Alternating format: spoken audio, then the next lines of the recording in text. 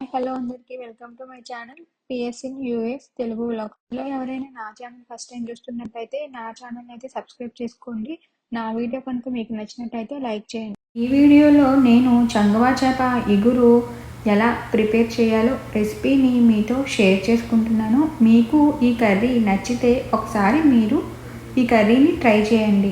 ఈ చంగవా చేప ఇగురు చాలా ఈజీగా ప్రిపేర్ చేసుకోవచ్చు అండ్ టేస్టీగా కూడా ఉంటుంది. ముందల మసాలా పౌడర్ తయారు చేసుకోవాలి. దానికి 3 స్పూన్స్ ధనియాలు, 1 స్పూన్ జీలకర్ర మిక్సీ చేసి పక్కన పెట్టుకోవాలి. తర్వాత 1 ఆనియన్ చాప్ చేసుకుని మిక్సీ జార్లో యాడ్ చేసుకోవాలి. నెక్స్ట్ 1 ఇంచ్ అల్లం, కొన్ని వెల్లుల్లి రేకలు కూడా మిక్సీ బౌల్లో యాడ్ చేసుకుని మిక్సీ చేసి పక్కన పెట్టుకోవాలి. స్టవ్ ప్యాన్ హీట్ చేసుకుని ప్యాన్లో కొంచెం ఆయిల్ వేసుకుని ఆయిల్ వేడయ్యాక కొంచెం జీలకర్ర, కొన్ని పచ్చిమిర్చి, కొంచెం కరివేపాకు వేసుకుని వేయించాలి. అవి వేగాక ముందుగా మిక్సీ చేసి పెట్టుకున్న ఆనియన్ పేస్ట్ని యాడ్ చేసి గోల్డెన్ బ్రౌన్ కలర్ వచ్చే వరకు మంచిగా ఆనియన్ పేస్ట్ని వేయించాలి. ఆ వేయించిన ఆనియన్ పేస్ట్ 2 స్పూన్స్ కారము, కొంచెం పసుపు వేసి మంచిగా ఫ్రై చేయాలి. ఇలా కారం ఆయిల్లో ఫ్రై చేస్తేనే కారానికి ఉన్న పచ్చి స్మెల్ అనేది పోతుంది. నెక్స్ట్ ముందుగా తయారు చేసుకున్న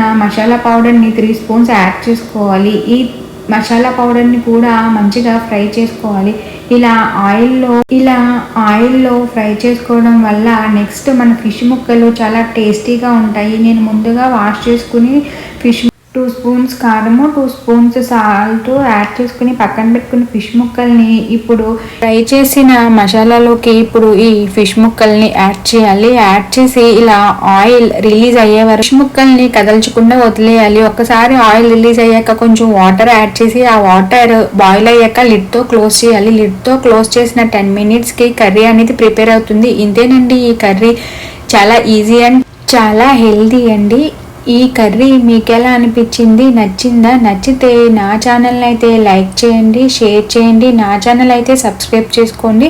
సబ్స్క్రైబ్ చేసుకోవడం మర్చిపోకండి. మీకు ఈ కర్రీ నచ్చితే లైక్ చేయండి. Thank you for watching this video.